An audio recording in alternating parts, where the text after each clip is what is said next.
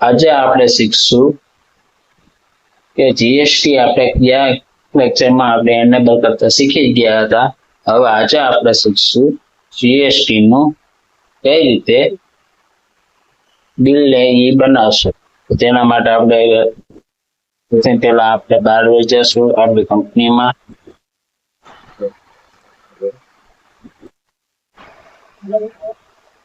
અને વાઉચર એન્ટ્રીમાં આવશે. વાઉચર એન્ટ્રીમાં આવશું. સપ્લાયર ઇનવોઇસ નંબર દેશે 1 2 3 4 5. પછી પાર્ટી આપણે ક્રિએટ કરશું. બરોબર. પાર્ટી ક્રિએટ કરવા માટે આપણે પાર્ટીનું નામ આપી દેશું.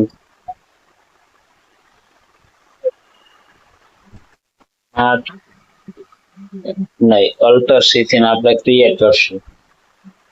ડી માર્ક એન્ટર આપશું. Entry creditor enter D mark. હવે સ્ટેટ ખાસ સિલેક્ટ કરો.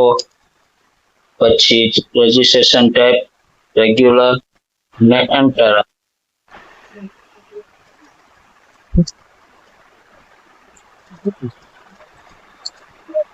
હવે પરચેસ લેજર માટે આપણે પરચેસ નું લેજર એકાઉન્ટ બનાવી દઈશું. પરચેસ નું લેજર કઈ રીતે બનવું તે પણ તમને શીખવાડી દીધું. હવે આપણે આઈટમ ક્રિએટ કરશું. Alter C. ડીમાર્ટ માંથી આપણે લેશું સેમસંગ નો મોબાઈલ. સેમસંગ નો મોબાઈલ કયો લેશું? S22. અંડર ગ્રુપમાં આપણે ડાયરેક્ટ એને હવે ક્રિએટ કરશું. કે તેને શું આપશું આપણે? સેમસંગ. SAMSUNG Samsung. અને તેને પ્રાઇમરી આપશું અને સ્પેસિફાઈ ડિટેલ્સ here ફ્લેક્સિબલ અથવા તો તેને નો અત્યારે અહીંથી કરો તો પણ ચાલશે. Enter.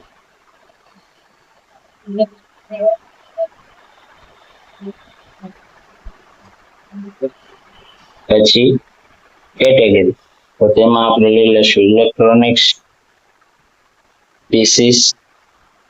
GST applicated. As for company stock. Specified details here taxable.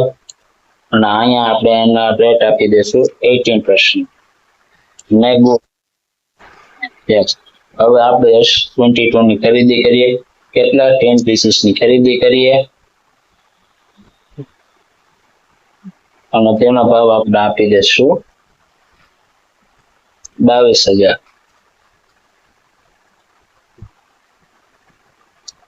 પછી હવે આપણે SGST લઈ લેશું. SGST એની મેળે આવી ગયું. હવે CGST ને આપણે સિલેક્ટ કરશું. એ પણ તેની મેળે આવી ગયું. આ રીતે આપણે પરચેસ કરી શકીએ છીએ. પ્રોવાઇડ ઈ-વે બિલ તો નો આપી દેશું. એન્ટર. New reference. એન્ટર આપી દેશું. નેરેશન કે આપણે પરચેસ કરી છે એ નેરેશન લખવી હોય તો બાકી જરૂરી નથી. અને યસ સર. હવે આપણે પાછું એવી જ રીતે એક બીજું લેજર બનાવીએ. પાર્ટીને ક્રિએટ કરીએ. Alter C. હવે તેનું નામ આપણે આપી દઈએ ટાટા. ટાટામાંથી આપણે ખરીદી કરીએ છીએ. Under group central creditor. Yes no. Name Tata. ગુજરાતને બદલે ત્યાં આપણે દઈ દઈશું ટાટા. આપણે ક્યાં આવ્યું છે? તો મહારાષ્ટ્રમાં. પછી રેગ્યુલર અને યસ આપી દઈએ.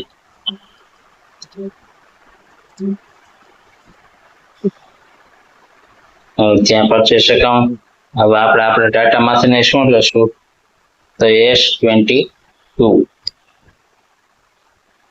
ત્યાં પણ આપણે કેટલી ક્વોન્ટિટી? 20 ક્વોન્ટિટી ટાટામાંથી દઈએ. ત્યાં આપણને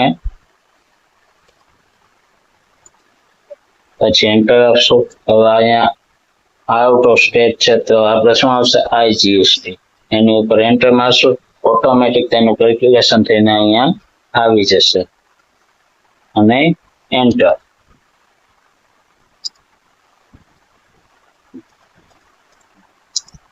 આ રીતે જીએસટી ની સહિત પરચેસ કરી શકીએ છીએ.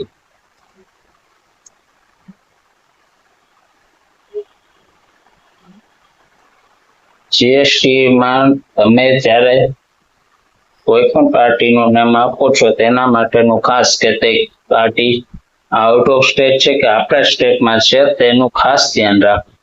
હવે આપણે નેક્સ્ટ પીરિયડમાં શીખશું સેલ્સ કઈ રીતે કરવું.